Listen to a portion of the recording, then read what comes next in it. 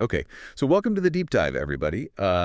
Today we are going to be tackling a topic that I think is on everyone's minds these days, and that is AI ethics. Yeah.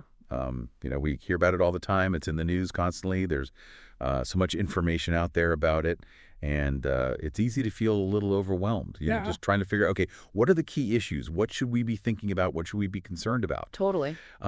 So really the goal of this deep dive today is to try to bring some clarity to this complex and rapidly evolving field of AI ethics for you. Yeah, I think that's a really good goal to have because there is so much information out there, and it really isn't just one single monolithic thing, AI ethics. Right. So the source material that we've been looking at, it's a manuscript called Three Kinds of AI Ethics, and it really lays out a very helpful way to understand this field by looking at it through three distinct but related lenses. Okay, so what are those three lenses that the author puts forward for us? They are ethics in AI, Okay. ethics in AI. Ethics of AI. Okay, so ethics in AI, ethics in AI, and ethics of AI. Yes. Now, I know that might sound a little academic Yeah, it does. at first glance, but trust us, this is actually a really powerful way to get a handle on this. It is. So really, our mission today is to unpack these three categories for you. Okay. We want to really explore what each one focuses on, the key questions it's trying to answer, and what kinds of expertise actually come into play. Right. And really, I think the goal is this is going to give you kind of a shortcut to understanding the landscape of AI ethics. Right. And seeing where different concerns and potential solutions fit in. Absolutely. Now, in addition to these three categories, we're also going to be referencing this idea of the capability approach, or CA, which is something that the source uses to great effect. And really, this framework really centers around this idea of an individual's ability to make choices and pursue things that they value in life. Right. Which are referred to as their functionings and capabilities. Yeah. So functionings being kind of what someone achieves, Yeah. and capabilities being their potential Yeah. to achieve. Yeah, that's a very concise way to put it. So this gives us a really, I think, a human-centered way to look at how AI and ethics are intersecting. Absolutely. And the manuscript uses this framework to great effect in really clarifying these three approaches. Yeah. Okay, so let's dive into that first category then, ethics in AI, or EAA. Okay. What's the main idea here? What are we talking about when we're talking about ethics in AI? So ethics in AI, as the manuscript defines it, is essentially the study of how the functional characteristics of AI systems, that is the goals and the tasks that they're designed for, relate to pre-existing ethical and political commitments that exist outside of AI. Okay, so we have our existing set of ethical rules and principles and commitments, and we're seeing, okay, how does AI line up with those? Yeah. How do AI's actions align with those commitments? Yeah, exactly. So we're looking at it from the perspective of outputs of AI systems and what they're intended to achieve. So the main question that ethics in AI is asking is, are those outputs or goals of AI systems in harmony with societal norms and values? Right. So it's the impact of what the AI does that we're scrutinizing ethically. Yes, exactly. And the source gives a really good example. And it uses the example of an AI system that is used to automate decisions about mortgage applications. So from an ethics and AI standpoint, the ethical worry is this system going to unfairly exclude certain groups of people, regardless of the specific technical processes it uses to make those decisions? So it's the outcome that we're scrutinizing ethically. Yeah, and I think that's a really important distinction, because a lot of times, people think about AI as this kind of, very technical, black box in a way. Yeah. And so they think about it from the technical side. Well, how is this algorithm working? But ethics in AI is really saying, no, we don't even need to look under the hood necessarily. We're just looking at, okay, what is it doing? Yeah. What is the impact? Exactly. Is the impact aligning with our values? Precisely. Okay. And a good example of this in the real world is the EU AI Act, which the source mentions. And this act actually prohibits certain AI systems that are considered to have unacceptable risks. And a key example that they cite is facial recognition for specific purposes. So the ethical judgment here is not about how the facial recognition technology works internally, but about the potential impact of its use on things like privacy and freedom. So the technology itself may be perfectly sound, it may work perfectly well, but the way that it's being used is what's being judged from an ethical standpoint. Yes. Okay. And the author makes this really interesting point, referencing Kaplan, who says it's similar to philosophy and technology. Right? We're taking these ready-made philosophical concepts. Exactly. These ideas about justice and fairness and all these things that we've been grappling with for centuries as humans. Right. And we're using them to analyze these new technological developments. Yeah, and that's a really good point because AI ethics is a new field, but it draws on many much older traditions and disciplines. And it's really about applying those to this new domain. Exactly. Okay, so it's interesting because in ethics and AI, the actual internal workings of the AI system, the source calls this the structural characteristics of the system, are less of a primary concern than the ethical implications of its functions. So like we were saying before, we don't necessarily need to know how it works. All we're really concerned with is what is it doing? Is what's doing good, is what it's doing bad. And the AI is almost a black box in this context. Okay, so in this ethics and AI space, what is the role then of an ethicist? So the manuscript argues that their main job is to point out tensions between AI systems and those normative frameworks and those ethical and political frameworks that we were talking about. And they might suggest high-level strategies for addressing these tensions, but they're not necessarily going to be focusing on technical solutions. So their expertise lies more in, ethical theory, understanding concepts like privacy and fairness, rather than, deep technical knowledge about how AI actually works. Right, so they're sort of the watchdogs in a way. They're the ones saying, exactly, hey, this AI might be doing something that's bad. And they're the ones who are raising the red flags, saying, look, we need to think carefully about this. Now, a common framework that is used within ethics and AI, the source points out, is the principlist approach. The principlist approach. So what is that? So this involves taking general ethical principles, things that are considered widely to be fundamental to human society, and then evaluating AI systems based on whether they might violate or undermine these principles. And the source makes a connection here to healthcare ethics. Right? Because we hear a lot about these core principles in healthcare ethics. So what's that connection? So the idea drawing on the work of Beauchamp and Childress in biomedical ethics is that these principles, are often argued to be universal standards of human conduct. So if we're thinking about AI ethics, then developing and using AI is just another domain of human activity that should be guided and judged by these established ethical touchstones. I see. So it's not that we're saying, okay, AI should be treated exactly like a doctor. It's not like AI should be held to the same standards as a doctor.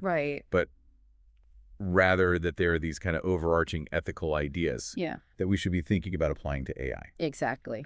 And the source does point out that while, explainability is sometimes discussed as like a unique ethical principle for AI, that it can actually be seen as being connected to other broader principles like justice and autonomy. So if people are affected by a decision, they have a right to understand why. That makes sense. Or to the importance of trust in systems. I think that's a really crucial element. So ultimately, though, the goal of this principlist approach to ethics and AI is to assess whether an AI system and its outcomes are ethically acceptable and feasible within a given context. And to even, interpret and develop those high-level principles as they apply to the specific challenges posed by AI. Exactly. So how does that capability approach that we mentioned earlier really illustrate this ethics and AI perspective? So a good example that the source gives is the United Nations 2019 Roadmap for Equitable AI Development. So this roadmap aligns with the Sustainable Development Goals and fundamental human rights. And essentially, it argues that AI systems should be evaluated based on how well they support these pre-existing goals. So it's about whether AI is helping or hindering people's ability to live the kind of lives that they value. Exactly, and especially in lower and middle income countries. Okay. So the UN document even identifies 4 key areas for capacity development in the context of AI. Okay. So those are infrastructure data, human capabilities themselves, and human rights-based laws and policies. Okay. So all of these are really central concerns within the capability approach. Gotcha. So a CA-based approach to ethics in AI, as envisioned by the UN, really tries to steer AI policies and development in directions that address issues like the digital divide. Consider the various factors that influence people's ability to actually benefit from AI, and ensure the protection and promotion of human rights. Right. So it's about making sure that AI development is guided by these pre-existing frameworks that are focused on human well-being and fundamental rights. Yes, precisely. Okay. So the source gives us some other examples of ethics in AI in action. Yeah. So, for instance, it mentions the work of Shar et al., who applied classic biomedical ethics principles to the specific challenges of AI in healthcare. And it mentions this growing trend of thinking about safety in AI through the lens of non-maleficence. So avoiding harm. Right. And it mentions the work of Whalen, who used ideas from critical theory, things like power dynamics and empowerment, to reframe ethical issues related to AI. Okay, so basically, ethics in AI, it sounds like, is really about holding AI accountable to the ethical standards that we've already established as a society. And it's really focusing on the impact and the purpose of AI systems. That's a good summary. Okay, so let's move on then to our second category, ethics in AI. And what's the key difference here? So ethics in AI, or EIA, takes a really different tack. Instead of primarily evaluating AI against these external ethical benchmarks, it focuses on how AI systems can be designed and built. So that their internal structure, the data they're trained on, the algorithms they use, the underlying models, actually reflect ethical and political values and commitments. So we're embedding ethics directly into the AI itself. Exactly. The core idea here is that many of the ethical problems we see with AI are not just unintended consequences, but rather they're rooted in the way these systems are designed in the first place. And if that's the case, then maybe we can address these issues proactively by modifying the AI system's internal workings. So the source connects this to this idea of techno-fixes in engineering. Can you elaborate on that a little bit? So this perspective views ethical problems as a specific kind of problem that can be addressed using an engineering mindset. So finding technical solutions. So the focus here shifts from philosophical analysis of outcomes to finding ways to code ethics into AI systems. And there's a lot of work being done on this. So the source highlights things like k-anonymity and differential privacy. These are technical fixes to address privacy concerns. And, various fairness metrics that are aimed at mitigating bias. And it mentions the FACSICT conferences as a good example of this strong focus on technical solutions for issues related to fairness, accountability, and transparency in AI. So instead of just looking at an AI output and saying, oh, this is unfair, we're trying to change the underlying process to make the output itself more fair. Exactly. So we're going under the hood, we're opening up the black box, and we're trying to modify the internal workings to achieve these ethical goals. So what then is the contribution of ethics as a field of study to this ethics in AI domain? So ethics really provides those conceptual resources. It helps define what those moral and political values are that we want to embody in AI systems. And an interesting thing that the source points out is that often in ethics in AI, the people that are acting as the ethicists are often the data scientists or the computer scientists themselves. So they're the ones that actually have the technical skills to build these systems. Exactly. So they're thinking about these ethical issues while they're building the systems. And they see this integration of normative concerns as a fundamental part of the AI design process. And, the source mentions this whole body of research around value alignment, like the work of Gabriel. And how does that fit into this ethics in AI space? So value alignment is all about trying to get AI systems to align with human values.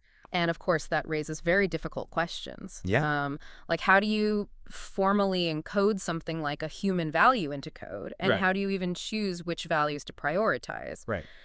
So this often requires, this collaboration between philosophers, social scientists and computer scientists who bring together those ethical conceptual frameworks and the technical expertise needed for implementation. Gotcha. And the source gives an example here of the work of Binns, who has explored how moral and political philosophy can inform the design of fairness metrics in machine learning. So that's a great example of this kind of interdisciplinary collaboration. And so how does the capability approach help us understand ethics in AI? So a good example here is the 2024 paper by London and Haidari, which our source discusses. And they argue that many current approaches to value alignment tend to overemphasize the values of the people who are creating the AI. So who are the people who are creating the AI? Yeah, who are often based, in high-income countries. And they don't adequately prioritize broader beneficial impact. Gotcha. So we might be hardwiring a very limited set of values into AI systems. Exactly. And their solution to this problem is to reconceptualize AI as assistive technologies. And this requires a redefinition of not just the functional characteristics, the goals and the functions, but also the specification of very precise structural characteristics based on the capability approach developed by Nussbaum and Sen. And their argument is that by grounding AI in the capability approach, you can build AI that truly acts as an assistive technology. And that benefits a wider range of people and aligns with a more diverse set of values. So this is an example then of ethics in AI using a theoretical framework from economics and philosophy to directly inform the design of an AI system. Great. So ethics in AI then is really about proactively building ethical considerations into the very fabric of AI systems, right? So focusing on the how AI operates rather than just the what of its actions. Precisely. Now let's move on to our third and final category. Ethics of AI. This sounds like it's the one that delves into the broadest implications. Yeah, I think that's a good way to put it. So what's the main focus here? So what's really interesting about ethics of AI, or EOA, is that it shifts our focus yet again. It moves beyond simply evaluating AI against existing ethics or trying to embed ethics into its design. And instead, ethics of AI looks at the dynamic and reciprocal relationship between AI systems and the existing communal practices and the contexts where they're used. So it's really about how AI and these shared human activities mutually shape each other. Yeah, exactly. So communal practices is a big concept here. And the source mentions McIntyre. Can you explain a little bit what McIntyre meant by communal practices? Yeah, absolutely. So drawing from McIntyre, a communal practice refers to, complex, socially established, cooperative human activities, where people are collaborating to achieve certain internal goods. Internal goods, Yeah, so these are benefits or satisfactions that are specific to and realized through participation in that practice. And where people adhere to shared standards of excellence. And the manuscript gives some great examples here, like scientific research, the practice of medicine, performing in a theater ensemble, the activity of education, or even playing games like chess or football. So these all involve shared goals. They involve collaboration among participants. And they have their own internal norms and ideas about what constitutes good performance. Right. So it's not just individual actions we're talking about. We're talking about these broader shared activities that often provide meaning and structure to our lives. Exactly. So these communal practices are very intertwined with ethics. Because this is where we often pursue our aspirations. We develop our understanding of what constitutes a good life. We learn social norms and values. So how do AI systems come into play then in this context? So the source argues that AI systems mediate our experience of the good life by shaping our interactions and experiences within these communal practices. So how are they mediating? So here, mediate is being used in a very specific sense. It comes from post-phenomenological philosophy. And it means that AI systems, like any technology, actively shape our perceptual and interpretive abilities. So they influence how we experience and understand the world and our interactions within these shared activities. So it's not just that AI is a neutral tool. It's actually changing the way that we and interact with the world, each other. Exactly. Okay. And the source emphasizes that this is particularly significant because of the sheer scale and often the relative invisibility of AI mediation. Yeah. So a good example is recommender systems. Yeah. On social media platforms that filter the information we're exposed to. Yeah. This isn't just a neutral filtering process. Right. It can actually shape our understanding of different viewpoints. It can influence our social connections. Right. And it can even affect, our broader conceptions of what is good or valuable within those online communities. And it's not just the AI in isolation. It's how the AI interacts with us. Exactly. Right. And with other people. Right. It's about the context. Yeah. Okay. So this is why ethics of AI is often described as a socio-technical approach. Right. Right. It's focused on both the technical, the characteristics of the AI system, and the context of its use. Yeah. So the goal then of an AI ethicist working in this framework is to really analyze how the functional and structural characteristics of a given AI system, when implemented in a specific environment, might have negative or transformative effects on existing communal practices. Exactly. And this kind of analysis draws on a wide range of disciplines, right? From moral philosophy, political theory, sociology, anthropology, all these things. All sorts of disciplines, yeah. Okay, so how does the capability approach then help us understand this very complex relationship between AI and communal practices? So the source explains that within ethics of AI, the capability approach really provides a lens for understanding how AI systems relate to and can potentially reshape these communal practices. So AI systems, by structuring the context in which our communal practices take place, can actually influence and shape our capabilities, right? So they can open up possibilities for action and participation within those shared activities, but they can also close off other possibilities, depending on how they're designed and how they're integrated. So the capability approach also brings in this crucial idea of conversion factors. Okay, conversion factors. What are those? Yeah, so these are the diverse personal, social, environmental, and even digital factors that determine whether, a potential functioning. So something an AI makes possible actually translates into a real capability, something that a person can actually achieve. Right. So there's a difference between something that's theoretically possible because of the AI and something that people are actually able to benefit from. Exactly. And the source gives a really good analogy here of bicycles. So a bicycle can certainly expand an individual's capabilities for transportation and, connection and exploration, but only if they have the physical ability to ride it. If there are, roads or paths available, and if they have the necessary knowledge and skills. So the bicycle itself is not enough. Right. It's about the context. It's about the context and the surrounding environment. Okay.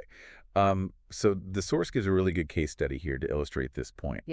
And it talks about this analysis of a health risk algorithm. That used healthcare expenditure as a proxy for an individual's health risk. And this proxy worked well for people who had good access to healthcare. Because they had the necessary conversion factors. But for those who lacked consistent access to healthcare, the AI system actually ended up reinforcing existing health inequalities. And negatively impacted their access to healthcare assessments. And so this was something that you couldn't have predicted just by looking at the AI itself. Right? You had to understand the context. Exactly. It was the interaction of the AI with the existing social structures that led to this outcome. That's a really, really important point. Okay, so the CA perspective in ethics of AI then is really pushing us to examine this very complex relationship between AI characteristics and these conversion factors. Exactly. Okay. And the source gives a few other examples of ethics of AI in action. It mentions the work of Heuser et al., who advocate for a comprehensive approach to AI ethics that includes, this deep analysis of the interaction between AI systems and our everyday lived experience. And the work of Longo, who analyzed how algorithmic systems on social media platforms mediate our political judgment.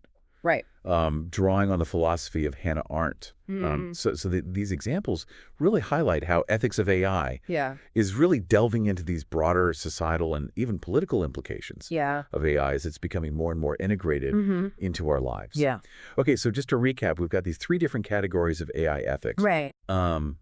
Ethics in AI, which is focused on this external normative evaluation.